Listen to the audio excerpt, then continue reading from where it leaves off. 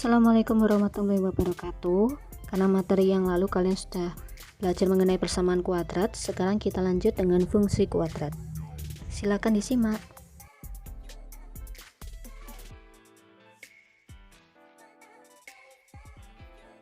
Oke, yang pertama kita akan belajar mengenai pengertian dari fungsi kuadrat. Jadi fungsi kuadrat adalah fungsi yang pangkat variabel tertingginya adalah 2, hampir sama dengan persamaan kuadrat ya.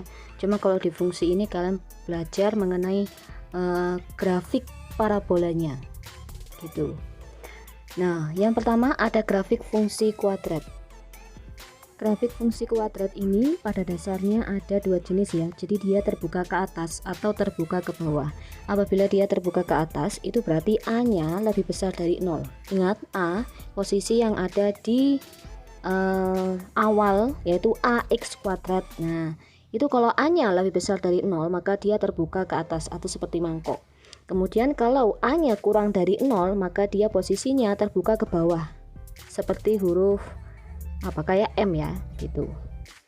Nah, di materi yang lalu kan kalian sudah dibahas tentang diskriminan. Nah, dari sini kelihatan diskriminan untuk D lebih besar dari 0, maka dia menyinggung sumbu X dan Y di dua titik. Untuk yang D lebih besar dari 0 bisa dilihat di ruas kiri ya, dua gambar yang paling kiri. Kemudian yang gambar tengah itu D sama dengan 0. Jadi dia ada satu titik yang nempel dengan sumbu X. Nah, begitu. Untuk yang ke kanan, yang bagian kanan, gambar ketiga, itu kan dia melayang. Nah, itu D kurang dari 0. Maka dari kemarin kan saya bilang bahwa kalau D-nya kurang dari 0, kalian tidak usah mencari akarnya karena tidak akan ada akar yang akan kalian temukan karena gambarnya memang melayang.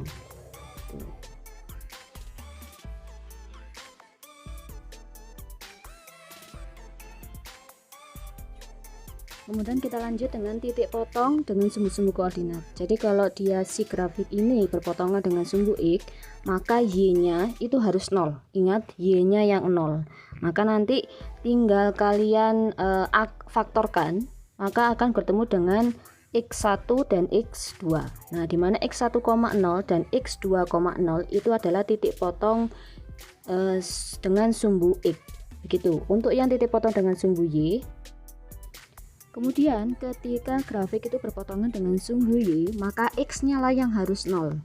Gitu ya. Jadi bisa disimpulkan bahwa kalau dia berpotongan dengan sumbu Y, maka Y sama dengan C. Jadi titik potongnya adalah 0, C. Kita lanjut dengan titik puncak atau titik balik dan sumbu simetri. Nah, titik puncak dari parabola itu bisa disimpulkan dengan X sumbu simetri Y nilai ekstrim atau XP dan YP. Rumusnya untuk XP itu min B per 2A. Ingat, min B per 2A. Untuk yang YP itu B kuadrat min 4AC per min 4A. Kemudian jika A lebih besar dari 0, maka titik puncak adalah titik balik minimum. Kenapa? Karena kan dia bentuknya kayak V gitu kan.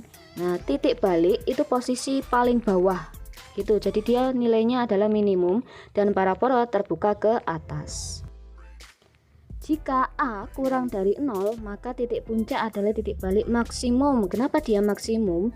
Karena puncaknya kan ada di atas. Kalau dia terbuka ke bawah ya parabolanya. Begitu, maka nilai ekstrimnya adalah nilai maksimum.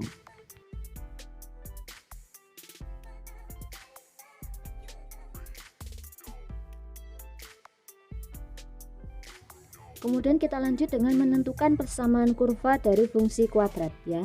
Jadi ini kalau kalian disuruh nyari fungsi kuadratnya, sedangkan yang diketahui hanya titik puncaknya, maka kalian bisa mencari rumus Y menggunakan rumus Y sama dengan A kurung buka X min XP kurung tutup kuadrat ditambah YP. Ingat, XP dan YP adalah fungsi yang tadi ya, dimana dia titik puncak. Nah, untuk mencari nilai A biasanya diketahui dua titik, jadi satu titik puncak dan satu titik sembarang yang bisa kalian substitusikan ke rumus itu, maka nanti ketemu nilai A nya berapa gitu. Nah, A ini yang menentukan apakah si kurva terbuka ke atas atau terbuka ke bawah.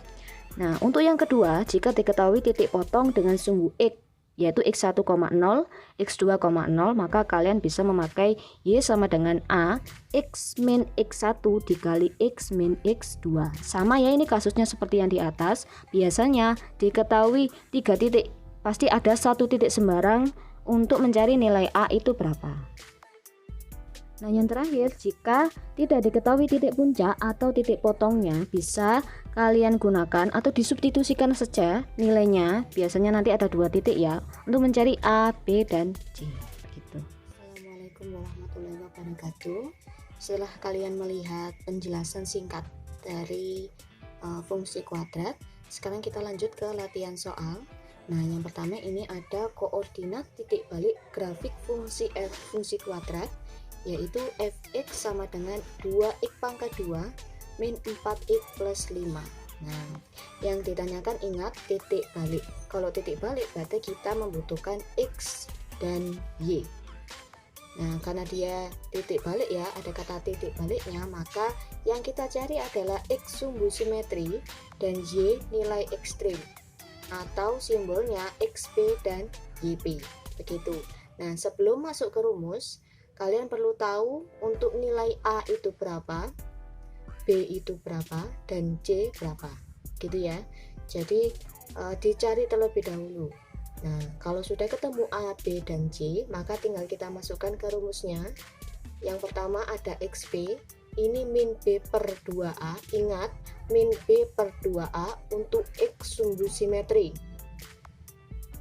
Tinggal kita masukkan B-nya min 4 dan A-nya 2, maka min dalam kurung min 4. Min ketemu min jadi plus. Ya, jadi min dikali min hasilnya adalah plus 4 di sini. Kemudian 2 kali 2 4. 4 dibagi 4 hasilnya 1. Sudah ketemu yang X, maka kita lanjutkan untuk nilai ekstrim. Nah, nilai ekstrim atau YP rumusnya B pangkat 2 min 4AC.